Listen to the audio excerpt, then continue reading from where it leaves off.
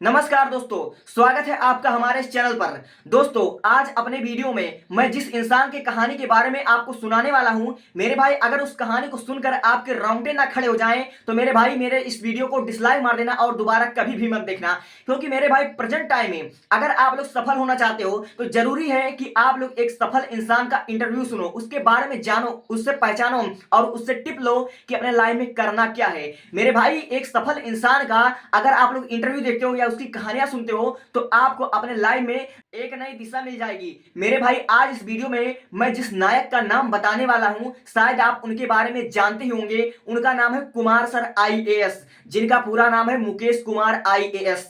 उनके बारे में जानने से पहले, उनकी कहानी को समझने से पहले हम चलते हैं उनके पास्ट में, ताकि हम उनके लाइफ के माध्यम से आपको बहुत कुछ समझा सकें। और मेरे भाई अगर आप लोग इस वीडियो पर आए गए हैं तो मैं आपसे रिक्वेस्ट करूंगा आप अपने लाइफ का सिर्फ 10 से 15 मिनट दे दीजिए। मेरे भाई मैं जो आपको समझाने वाला हूं उसको आप लोग समझने की कोशिश कीजिए, मैं आपका सदा आभारी रहूंगा। ठीक है, तो हम बात कर रहे थे कुमार सर के बारे में। अब हम चलते हैं उनके पास्ट पर, उनके प्राइमरी एजुकेशन से लेकर उनके हायर एजुकेशन तक और उनकी सफलता के पीछे किसका योगदान है, उन्होंने अपने लाइफ में क्या क्या अचीव किया और कैसे अचीव किया, सब कुछ जानेंगे और आपको बहुत कुछ समझाएंगे। तो जब कुमार सर हमारे और आपके जैसे स्टूडेंट थे, लाइक वह जब 15-16 साल के थे, जब उनका 10वीं का क्लास चल रहा था, मेरे भाई शुरू में उनका पढ़ने में बिल्कुल भी मन नहीं लगता था, उनका किताबों से कोई नाता नहीं था, वो अपने लाइफ में पढ़ना ही नहीं चाहते थे।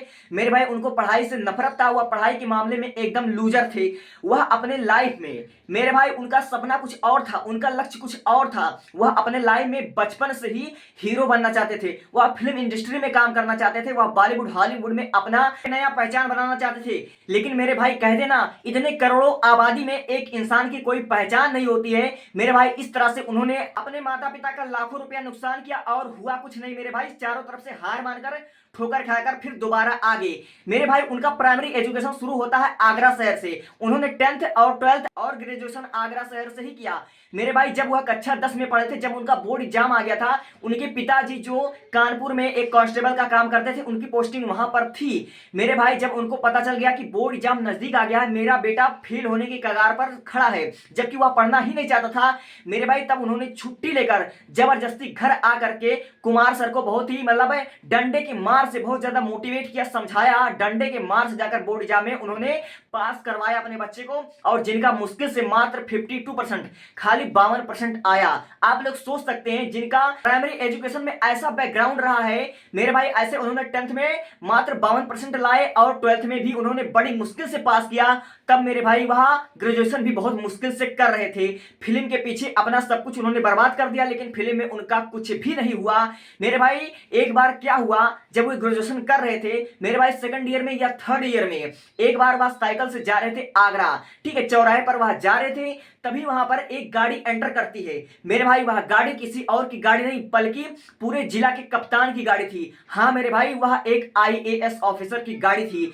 जब उन्होंने देखा कि एक गाड़ी आकर वहां पर रुकती है तो उसके पीछे न जाने 10-15 गाड़ी आ रही थी और सारे पुलिस वाले उसको सैल्यूट ठोक रहे थे। मेरे भाई इतना देखकर कुमार सर के अंदर एक करंट पैदा होती है। मेरे भाई वे अंदर से हिल जाते हैं कि आखिर ये आदमी कौन है। उन्होंने अगल बगल से पता करने की कोशिश की, आखिर ये आदमी कौन है। तब वहां के जानने वाले लोगों ने बताया कि यह इस जिले का कप्तान है, जिनका नाम आईएएस ऑफिसर श्री राजकुमार विश्वकर्मा था। मेरे भाई उन्होंने जब उनको देखा, उनकी जो पावर था, 10 लोग उनको सैल्यूट मार रहे थे, सारे पुलिस वाले उनके आगे पीछे मतलब लगे हुए थे। इतना देखकर कुमार सर ने सोचा कि क्यों ना मैं भी एक अधिकारी बनूं। तभी से मेरे भाई उनके मन में आया कि अब मुझे भी आईएएस ऑफिसर बनना है। ठीक है, तो उसी रात से मेरे भाई सोचिए, जिनका पढ़ाई में बिल्कुल नहीं मन लगता था, वे उस रात से उस आईपीएस ऑफिसर से इतना मोटिवेट हो गए, उन्होंने उनके अंदर इतना आग लगा दिया कि वे अपने लाइफ में आईएएस आईपीएस बनने का सपना देखने लगे।